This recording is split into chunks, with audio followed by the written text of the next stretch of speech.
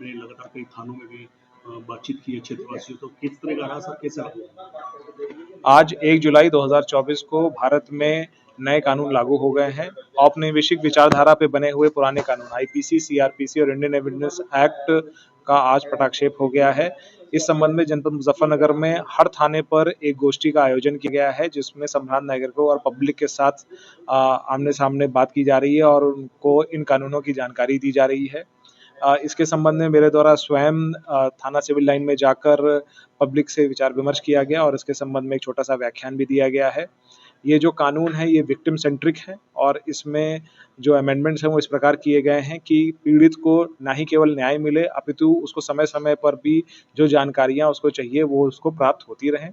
इसके अलावा इसमें पुलिस की कार्रवाई में जो नए एविडेंसेस हैं, खासकर डिजिटल एविडेंसेस हैं, उसको भी शामिल करने के कानून बनाए गए हैं। इसमें पुलिस की कार्रवाई को और ट्रांसपेरेंट करने के लिए भी इसमें विभिन्न धाराएं हैं। सर अभी जैसे आज से नए कानून लागू हुए, लेकिन पुलिस के लिए बड़ा टफ रहेगा धारा लगाना, तो उन लोगों के लिए भी क्या कोई ट्रेनिंग वगैरह की व्यवस्था की गई है? देखिए, पिछले 1 महीने से कंटिन्यूअसली पुलिस की ट्रेनिंग की जा रही थी। जैसा कि विदित है कि यहाँ पर हमने अलग से एक इंजीनियरिंग कॉलेज का पूरा ऑडिटोरियम हमने लेकर वहाँ पर कंटिन्यूअसली ट्रेनिंग्स कराई हैं। हमारे यहाँ मेरे से लेकर लास्ट कांस्टेबल तक की ट्रेनिंग हो चुकी है इसमें। इसमें जो भी अपराध 1 जुलाई रात्रि 12 बजे के बाद घटित हो रहे हैं, उन सब पर बीएनएस और बीएनएसएस के अंतर्गत कार्रवाई की जाएगी। यदि कोई पुराना अपराध है तो उसमें आईपीसी और सीआरपीसी के अंतर्गत कार्रवाई होगी। भारतीय दंड संहिता, भारतीय न्यायिक हाँ, ये आईपीसी की जगह अब भारतीय न्याय संहिता है, सीआरपीसी की जगह अब भारतीय नागरिक सुरक्षा संहिता है और इंडियन एविडेंस एक्ट की जगह भारतीय साक्ष्य अधिनियम है। अच्छा सर, एफआईआर करने में बड़ी दिक्कत होती थी पीड़ितों को, आपके सामने बहुत आते थे, अब कितना समझा जाएगा इससे? जो नए कानून हैं इसमें जीरो एफआईआर को सुगम बना दिया गया है। बिना जुरिडिक्शन के भी एफआईआर लिखी जा सकेगी और जिसको संबंधित जुरिडिक्शन में ट्रांसफर करने की व्यवस्था है। कोई मैसेज देना चाहिए?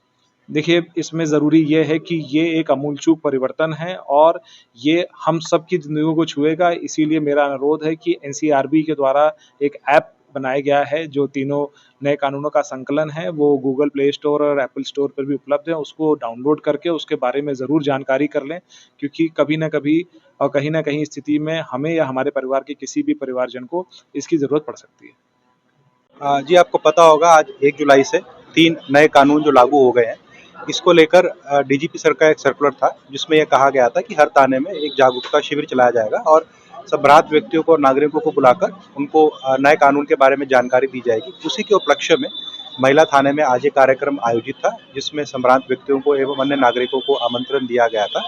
वे लोग आए और उनको नए कानूनों से अवगत कराया गया। क्या खासियत है सर? देखिए, अब वैसे तो कानून बहुत लंबे हैं, उन पे विस्तृत चर्चा तो अपने आप में एक विषय है, पर मैं ये कहना चाहूँगा कि मूल भावना इसमें ये है कि जो हमारे पुराने कानून थे वो दंड सेंट्रिक थे, देवर पीनल सेंट्रिक, आप बोलेंगे जैसे इंडियन पीनल कोड। लेकिन जो ये नए कानून है, इनमें न्याय को जो है मेन सेंट्रिसिटी दी गई है, जैसे ये भारतीय न्याय संहिता है और इसमें विक्टिम और सिटीजन सेंट्रिक अप्रोच का इसमें जो है पालन किया गया है। जैसे उदाहरण के तौर पर अब कोई भी जो इन्वेस्टिगेशन होगी 90 दिन के भीतर पुलिस विक्टिम को उस इन्वेस्टिगेशन के बारे में इन्फॉर्म करेगी। साथ में एक और प्रोविजन है कि जो विक्टिम है वो चाहे तो वो भी अपने वकील को, सरकारी वकील की मदद के लिए साथ में केस फाइल करने में अपने वकील को खड़ा कर सकते हैं। इस तरह एफआईआर की कॉपी है उनको फ्री में दी जाएगी, जो 2 से ज़्यादा एडजर्नमेंट्स नहीं की जाएगी, जो जजमेंट एक बार आ गया 7 दिन के अंदर उसको अपलोड कर दिया जाएगा। तो इस तरह की बहुत सारी और जो भी सबसे बड़ी प्रॉब्लम रहती थी कि पीड़ित की एफआईआर दर्ज थानों में नहीं होती थी कल तक, तो उसके बारे में क्या है? देखिए, अब इसमें यह है कि ऑनलाइन भी एफआईआर हो सकती है, जीरो एफआईआर भी हो सकती है, ई एफआईआर भी हो सकती है, कहीं से भी एफआईआर दर्ज की जा सकती है, किसी भी मामले में एफआईआर दर्ज की जा सकती है। उसका घटनास्थल क्या है वो बाद में डिसाइड होकर वहाँ पर केस ट्रांसफर हो जाएगा। सबसे पहले एफआईआर दर्ज होगी? जी हाँ, सबसे पहले एफआईआर दर्ज होगी, जो संज्ञेय अपराध होंगे ऑब्वियसली। हालांकि इसमें एक मैं आपको ये बताना चाहूँगा कि जो कुछ अपराध है, जो छोटे अपराध है, उनमें 14 दिन की इंक्वायरी की जा सकती है पुलिस उपाधीक्षक द्वारा और उसके बाद उसमें एफआईआर दर्ज की जाएगी। कुछ अपराधों को लेकर ये प्रोविजन है, ये नॉर्मली जो फ्रिवलेस कंप्लेंट्स होती है उनको डील करने के लिए, बट अदरवाइज जो मुख्य इसमें प्रोविजन ये वो ये है कि भाई तुरंत जो है इसमें एफआईआर दर्ज की जाएगी।